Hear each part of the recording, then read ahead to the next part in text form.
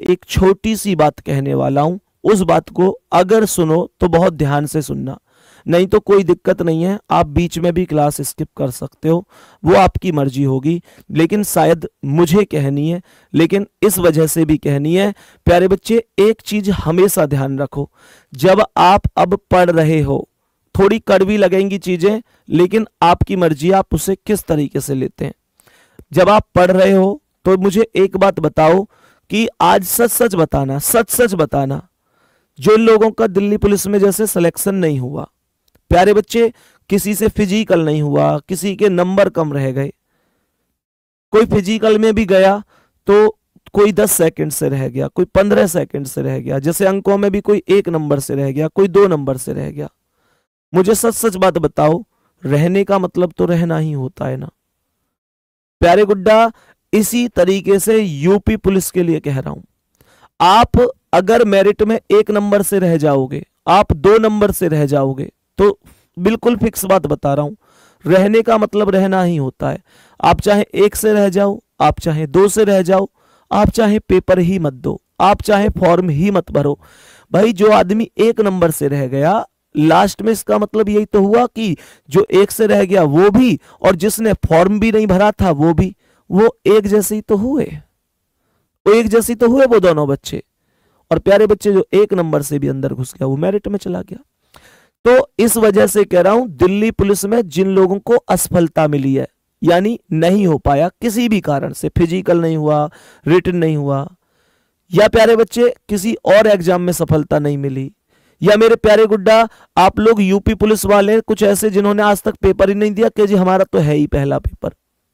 एक बात ध्यान रखना, अगर तुम बचे हुए समय में भी पूरा जोर लगा दोगे तो दुनिया की कोई ताकत तुम्हें सिलेक्शन से नहीं रोक सकती, कभी नहीं रोक सकती। प्यारे गुड्डा, जितनी बातें यहां पर मैं क्लास में करता हूं वो सारी बातें बहुत सोच समझ के करता हूं, बिल्कुल निश्चित रूप से इस तरीके की करता हूं कि वास्तविकता क्या है, बहकाने वाली बात नहीं आती मुझ पे। मैं क्लास में तुमसे कह दूं भाई बढ़िया पढ़ रहे हो, सही है, कोई दिक्कत नहीं है, यूं ही कराता जाऊं। बच्चे, आईना दिखाना जरूरी होता है, और ये वास्तविकता है कि बहुत सारे बच्चे ऐसे होते हैं जो जिंदगी में बहुत कुछ कर दे अगर उन्हें कोई समझाने वाला हो तो। प्यारे गुड्डा, आईना वो दिखाओ जो वास्तविकता है।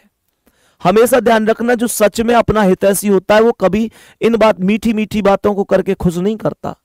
जो अपना हितैषी होगा, चाहे वो टीचर हो, चाहे वो दोस्त हो, कोई भी हो, वो हमेशा आपको सच से ही रूबरू करवाएगा। और सच ये है कि वास्तविकता है आपके अंदर पहले की अपेक्षा अब जो ज्वाला थी ना वो कम हुई है। जिनके अंदर नहीं हुई वो बहुत अच्छी बात है, जिनके अंदर हो गई है मैं यही कहूंगा उसे कम मत होने देना। बात आ रही है समझ में? उसे कम मत होने देना। अब एग्जाम के लिए सच में टाइम ही नहीं मिलता है, कभी नहीं मिलता है एग्जाम के लिए टाइम। प्यारे बच्चे, एग्जाम के लिए कभी टाइम नहीं मिलता। शायद यही बात थी जो मैं आपसे बता रहा था कि मैं अपना खुद स्पेशल बैच लाने पर मजबूर हुआ।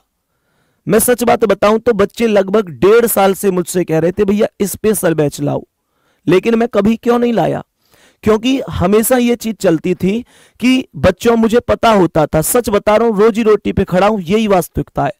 मुझे पता होता था कि भाई फार्म भरे जाएंगे, उसके बाद 3-4 महीना तो मिलेंगे ही पेपर की तैयारी के लिए, 3-4 महीने 5-6 महीने मिलते हैं बच्चों को। तो बच्चे मुझसे कहते थे, हमारी कॉलिंग टीम के पास बहुत फोन आते थे कि जी रीजनिंग का स्पेशल बैच। तो मैं हमेशा यही कहता था कि भैया 4-5 महीना है अभी पेपर में, कोई जरूरत ना है मुझ पे, क्यों एक्स्ट्रा मेहनत करवाओ, क्यों तुम एक्स्ट्रा पैसा खर्च करो, जरूरत ही नहीं है। मैंने हर एक टॉपिक को यूट्यूब पर पढ़ा रखा है बाकायदा। हाँ, थोड़ी समस्या आती है क्योंकि बच्चों को टॉपिक नहीं मिल पाते उसमें, कि एक टॉपिक यहां, फिर दूसरा पार्ट उसका, फिर दूसरा पार्ट नहीं पा रहा, तीसरा, थोड़ी यूट्यूब पर अव्यवस्था तो होती है क्लास ढूंढने में, ये मैं जानता हूं। इसी वजह से मैं उनसे कहता था, मैंने कि अभी 3-4 महीने ये टॉपिक भी ढूंढ लेंगे, सब काम कर लेंगे। प्यारे बच्चे, मैं कभी बैच नहीं लाया, लेकिन इस बार यूपी पुलिस के पेपर को देख के मेरी आंख खुली और मुझे लगा कि यार जिसे लेना होगा, क्योंकि ये अंतिम नहीं है। प्यारे बच्चे, यूपी पुलिस में जिसका सिलेक्शन हो जाएगा, देखो कुछ लोग तो ऐसे होंगे जो यूपी पुलिस के पेपर के बाद आराम से तान के सोएंगे, सोचेंगे अब जिंदगी में आगे क्या भर्ती आ रही है, जबकि वास्तविकता यह कि भर्ती किस दिन कौन सी आ जाए ये किसी को पता नहीं होता है। मेरी बात तुम्हें सच लग रही है, झूठ लग रही है, ये मुझे नहीं पता, लेकिन ये बात ध्यान रखियो, भर्ती की कभी किसी को नहीं पता। तुम यूपी पुलिस की भर्ती से अगर इतनी भी सीख नहीं ले पाए तो फिर बेकार है। यूपी पुलिस की भर्ती से यह सीख लो कि बेटा 40 दिन के अंदर भी पेपर कराया जा सकता है, और दिल्ली पुलिस की भर्ती से यह सीख लो बेटा 5-6 दिन के अंदर मेडिकल भी कराया जा सकता है। तो आदमी कौन कामयाब है आज की तारीख में? आदमी वो कामयाब है जो अपने रिटन भी पहले से मजबूत करके रखे, अपने फिजिकल भी पहले से मजबूत करके रखे। प्यारे बच्चे, ये कारण था सबसे बड़ा कि मुझे ये बैच लाना पड़ा, नहीं तो यूपी पुलिस की भर्ती से पहले लाता फिर मैं से। लेकिन बाद में क्यों? क्योंकि मुझे पता है यूपी पुलिस की भर्ती का पेपर हो जाएगा, तुरंत एसएससी जीडी आ रही है अगस्त में। एसएससी ने अपना कैलेंडर जारी कर दिया है, एसएससी जीडी आ रही है अभी जस्ट अगस्त में। कैलेंडर देखो आप एसएससी का। एमटीएस आ रही है, सीएचएसएल आ रही है, सीपीओ आ रही है, जिससे आप दरोगा बनते हैं, चाहे वो बीएसएफ में हो, कांस्टेबल में हो, किसी में हो। प्यारे बच्चे, इसके अलावा अगर मैं बात करता हूं आप लोगों से तो सीजीएल है, हालांकि इंग्लिश आपको इन चीजों में अलग पढ़नी पड़ेगी। दिल्ली पुलिस में होमगार्ड की वैकेंसी आ गई है, यूपी में एसआई की वैकेंसी कभी भी आ सकती है। प्यारे बच्चे, इसके अलावा बाकी स्टेट भी होते हैं, एमपी पुलिस है, राजस्थान पुलिस है, हरियाणा पुलिस है, चंडीगढ़ पुलिस है, रेलवे के एग्जाम होते हैं, आरपीएफ है, या आपकी आरआरबी है, एनटीपीसी है, बहुत सारे एग्जाम होते हैं। प्यारे बच्चे, तो मैंने फिर यही समझा कि यार अगर अभी से ये बच्चे तैयारी करेंगे, ये तो तुम्हारा निर्णय होगा कि तुम इस पेपर के बाद चादर तान के सोओगे या दोबारा से एकजुट होकर पढ़ोगे। क्योंकि ये बात ध्यान रखना, पेपर अच्छा होगा, तुम पास हो जाओगे तो भी दरोगा के लिए पढ़ना है, ये ऐसे जिंदगी भर कांस्टेबल बन के थोड़ा ही रहना है। और अगर मान के चलो पेपर बिगड़ गया तो भी आराम से बैठने में कोई ज्ञान नहीं है, क्योंकि अगली वैकेंसी पे फिर सिलेक्शन तो तभी होगा जब आपको पढ़ना है। ये कड़वी सच्चाई है।